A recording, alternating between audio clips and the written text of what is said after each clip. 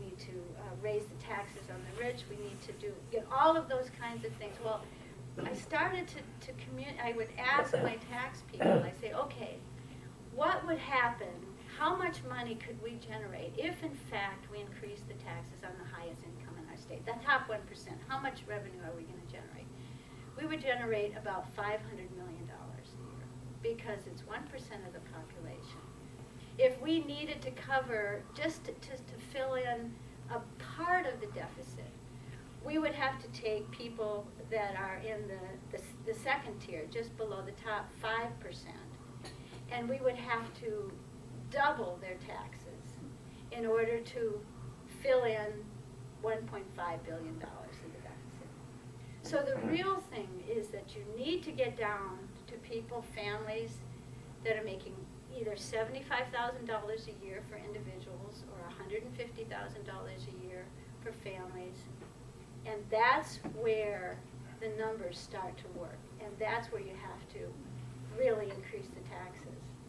And I knew from walking this district last year, I knocked over 7,000 homes last year in about 4.5 months. And I knew that this district was at the tipping point because you can't imagine how many homes in foreclosure that I came across. And I would meet up with families, and I'd have families at the door that were out of work. And I had never expected that in this district.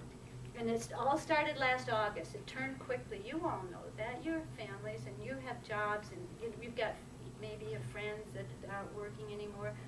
But I realized that even out in this district, that there were people that were on the brink, and that we had to be cognizant of that. And then the email started coming. And so I would, quite frankly, I was very grateful that the governor had this strategy. Now the concern that we have going forward, and that when we talk about next year, is that the deficit continues. And the Health and Human Services, in addition to the deficit, and it's being, even though we've gained, I think, about 10,000 jobs during the month of July, we're waiting for the numbers for August. It's still, the deficit is continuing. We're hopefully we bottomed out, but this is not going to turn around in a big hurry. And we're still going to have families on unemployment. We're still going to need to make a decision about health care. So I think that that's the #1 issue.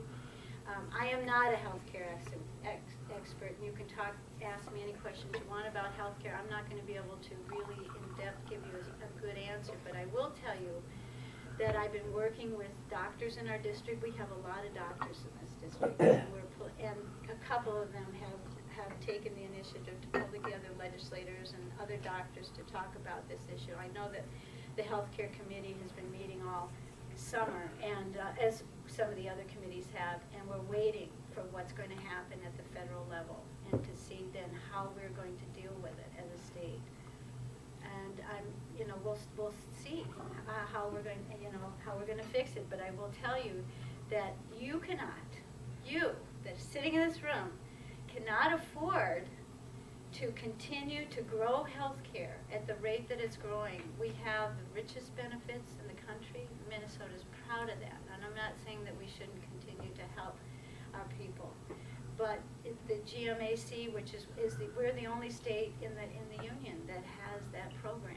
And so we must look and see how we're going to solve this for all of our folks. The third thing that we're going to run into next year, and that is a very important unknown factor, is the governor's race. I'm grateful that the governor came out and told us what he's going to do early in the session, because it's fleshing out, early candidates. But we must have at least 20 or 25 people running, and I know in the House we probably got at least 10, maybe 12 people running. So I'm hoping that this fall that some of that is going to calm down. There will be clear candidates, either way. But I do think that there still are candidates that haven't declared yet. So I can just imagine going into this next year's session with as my colleagues on both sides of the aisle, and you've not only got this tension about solving health care, solving what are we going to how are we going to continue to fund education, and what we're going to do with taxes. And so it's a three-prong deal, and I know where the governor's going to stand. I think we all do. And so I think the House and the Senate know what the end game is, and it's going to be. And then we've got the governor's race going on, so it's going to be a very, very interesting session to see how it's going to go. But I will tell you that I'm committed to I keep it local. I'm committed to continue to do what I think is best for this district.